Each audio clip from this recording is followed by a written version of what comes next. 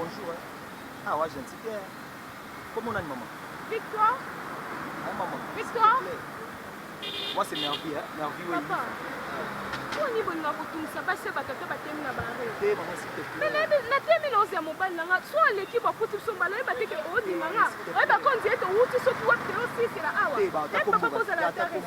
Na na tamba kombote. Ah, na zana no bien te na zana ba imera malamu to zo ko tunisanga na osia mobile na nga. S'il te plaît, chérie. Ah maman. Pardon s'il te plaît, chérie. Papa ba sonne na. Pardon maman. Ah, bon. Na zana tan wana ni. Vraiment, hein, chérie, pardon s'il te plaît. Hein? Hein, n'a pas de ma place s'il te plaît. Maman. Hein, comment on a niveau chérie? Victoire. Maman, moi c'est qui te reloie, je vais pour mon nom moi. Ah, là c'est merveilleux, hein, là comme la mère. Maman. Papa, comment ni côté le madame moi na ba koloba loba et ça la mabe et matisa attention yo voyez baté au monde mutu ko la attention de papa ah moi il na zo ko na bibi ke no sia ko bali na ngai papa ni na ngai comme non sur le nom oyebi papa mbote na pese li o ni na zo na ndana yo te pardon na zo ki non ça kambuya sia bati non dans le but que ya maman ça va chérie s'il te plaît yo kanga ta maman ande ko mo bali ata numéro pamba boata comme on reçoit tes penza hein au bani no wapi s'il te plaît hein chérie pardon s'il te plaît est-ce que numéro ata kombo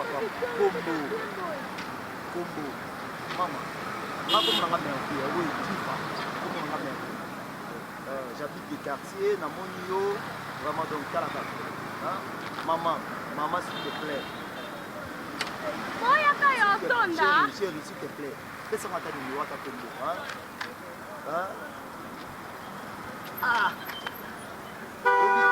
habite na mwana mabasa kitoko mais yo wa kitoko moko na yebisi yo blague pas vous comprenez non na mwana mabasa kitoko lo wayo s'il te plaît donc en tout cas vraiment fais ça numéro na je vais tout à faire on a attendu na loke les mais na posa na sula na yo na me fisa ta une minute papa tiene ka non s'il te plaît ah respect na non respect papa tiene na tiene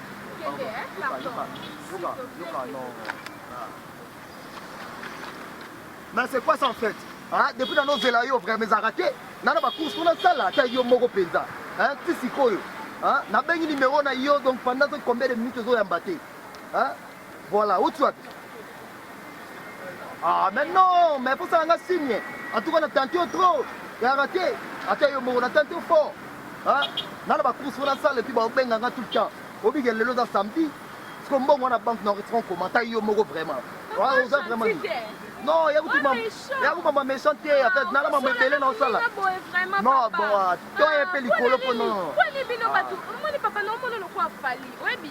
ouais donc s'il te plaît le rosa samedi donc faudra retirer ba makambo na banque déjà demi journée 13h30 déjà c'est quoi ça ah vraiment d'habitude on va na mata c'est quoi ça la raté ya tu vois yo moko maman s'il te plaît ah vraiment donc très nerveux na biso aux avoues tu dis que parce que pour la maman pour retirer FNB banque mais on a mis tout aussi ma carte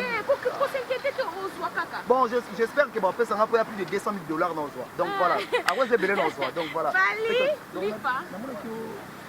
vous comment on a comment on a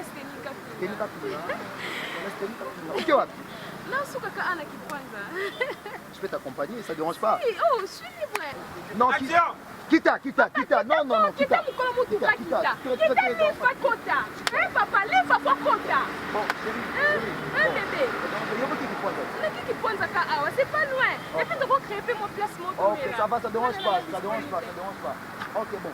Tu peux avoir d'abord ton numéro, s'il te plaît. Lifalanga, maman.